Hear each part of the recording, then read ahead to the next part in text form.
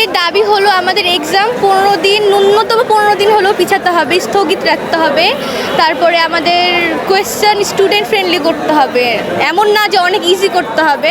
আমরা নকল করবো না, প্রবলেম নাই, বাট আমরা যদি সবাই অ্যান্সার করতে পারি এরকম কোয়েশ্চেন করতে হবে। প্লাস হচ্ছে আমাদের যেটা চট্টগ্রাম বোর্ডের এক্সাম স্থগিত আছে, বাট অ্যাডমিশন কিন্তু আমাদের সাথেই তাদের হবে। তো তাদের কি রাইট নাই টাইম? তারা টাইমটা পাবে কেমন? ওদের তো কম টাইম অ্যাডমিশন, ওটা তো তাদের জন্য প্রবলেম। এখন তারা একটা প্রবলেম ফেস করছে, তখনও টাইম কম পাবে। তো আমাদের এটাই দাবি যে আমাদের এক্সাম পিছাক, আমাদের একসাথে পুরো দেশের এক্সাম একসাথে হোক। প্লাস 13 তারিখে আবহাওয়া খারাপের জন্য অনেকে এক্সাম দেয়নি বা অসুস্থতার জন্য, তো 13 তারিখের এক্সামটা যেন মানে আবার নেয়। আরেকটু আপনার কাছে জানতে চাই, আমরা যদি রাজশাহীর কথা বলি, রাজশাহীতে বন্যা পরিস্থিতি এখন পর্যন্ত নেই, বৃষ্টিপাত হচ্ছে মাঝে মধ্যে। এবং আরও একটু যদি বলি যে এখানকার শিক্ষার্থীদের আসলে আপনিও পরীক্ষা দিচ্ছেন, আমি আপনাকেও প্রশ্ন করছি যে দেখা গেল যে অবশ্যই প্রশ্নপত্র হার্ড হচ্ছে, সেটা আমরা সবাই জানি, সবার কাছ থেকে আমরা শুনতে পাচ্ছি।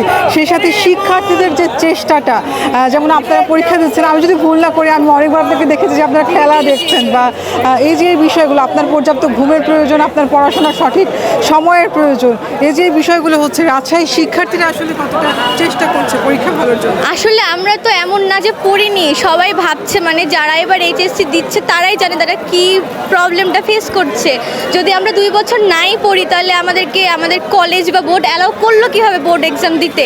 আমরা পড়েছি, বাট কেউ হয়তো আমাদের বিষয়টা বুঝছে না, যারা সিনিয়র আছে তারা ভাবছে হয়তো আমরা ঘুরেছি। বা আমারটাই বলি, সবাই বলছে আমি খেলা দেখছি সেই জন্য আমার এক্সাম ভালো হচ্ছে না, বাট আমাদের প্রিপারেশন ভালো। বিশেষ করে আমার কিন্তু বই, সাপ্লিমেন্ট, টেস্ট পেপার সব কমন। বাট যেটা আমাদের মেন প্রবলেম হয়েছে এবার, যে প্রতিবার বোর্ড কোয়েশ্চেন বা আমরা কলেজে মিড দিই আর চেঞ্জ দিই, টেস্ট দিই, ওরকম টাইপের কোয়েশ্চেন হয়। বাট এবার ফুল ডিফারেন্ট, মানে মনে হচ্ছে যে আমাদের বেলা থেকে নতুন নতুন কোয়েশ্চেন তারা উদ্ভাবন করছে কোত্থেকে।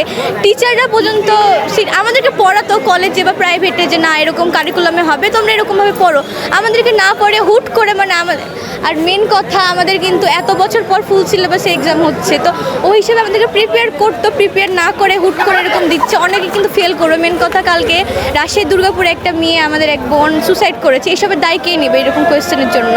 এরকম তো না যে সে পড়েনি।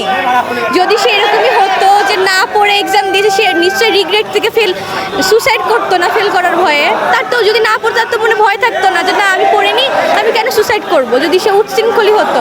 বাট আমাদের বিষয়টা আসলে কেউ বুঝছে না। হ্যাঁ আমরা পড়েছি, বাট আমরা কমন পাচ্ছি না, এখানে আমাদের কী করা উচিত?